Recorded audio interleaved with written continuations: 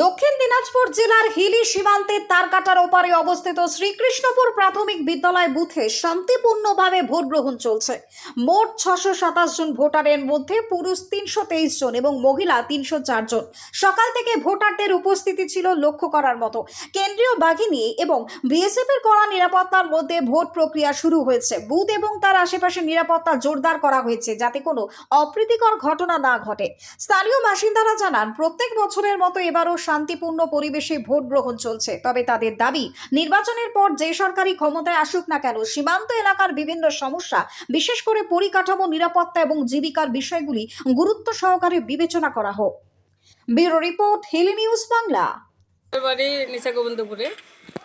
Vote অনেক সুন্দর vote হয়েছে, কোনো গ্যাঞ্জাম নাই, অনেক সুন্দর লাগছে, ভালো লাগছে ভোট দিয়ে। কি প্রত্যাশা করছেন এবারের ভোটে, মানে যারাই সরকারে আসুক তাদের কাছ থেকে কি প্রত্যাশা করছেন? আমরা চাই যে মানে যিনি সরকার হন, আমরা তো সাধারণ জনগণ, আমাদের সুযোগ সুবিধা আমরা যেন সুষ্ঠুভাবে থাকতে পারি, ভালোভাবে চলতে পারি, এটাই মানে কামনা করছি, আর কিছু না। আপনার নাম? জান্নাতুন খাতুন। অপারেট করে ঠিকঠাক? হ্যাঁ, এদিকে ঠিকঠাকই, কোনো সমস্যা না হয় না? কোনো সমস্যা হয় না। যদি কখনো মানে আমরা যদি কোনো ঝামেলার মধ্যে পড়ি, তাহলে ওনাদেরকে যদি বলি যে আমরা এইরকম ঝামেলার মধ্যে পড়ছি, ওনারা আমাদের যথেষ্ট সাহায্য সহযোগিতা করেন।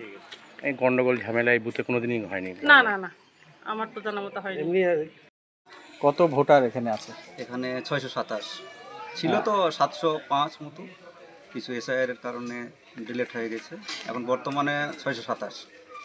আচ্ছা, এই যে সকাল থেকে ভোট চলছে, হ্যাঁ। এখানে বাহিনী কিরকম আছে বা পরিস্থিতি কি রয়েছে এখানে? পরিস্থিতি একদম শান্তিপ্রিয় আছে, এখানে কোনো উশৃঙ্খল নেই, কোনো সমস্যা নেই। এই যে তারকাটা বেড়ার এপারে আপনারা থাকেন, হ্যাঁ, কতটা সুবিধা বা কতটা অসুবিধার মধ্যে দেখুন, আছে? একটা খোলা অবস্থায় থাকার একটা সুবিধা আর একটা বন্দিখানার মতো থাকা একটু সমস্যা হবেই, সেটাকে মেনে নিয়ে চলতে হয় আমাদেরকে।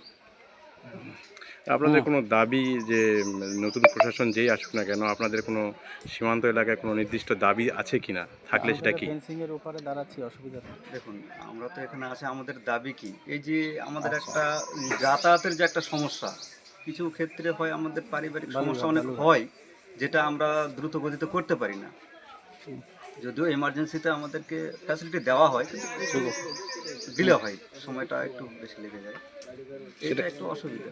কেন দেরি কেন হয়? বিএসএফরা দেরি দেখুন, কেন করে? এখানে গেট আছে, প্রথমত এখানে একটা ফেন্সিং এর গেট আছে, যেহেতু গেটটা আমাকে পারাপার করতে হয় আমাদেরকে, তাদেরও যারা এখানে যারা প্রশাসন থাকেন তাদেরও তো একটা রুলস আছে, সেই রুলসটাকে ফলো করতে গিয়ে একটু ডিলে হয়। আপনার নাম? মাস্তান মণ্ডল।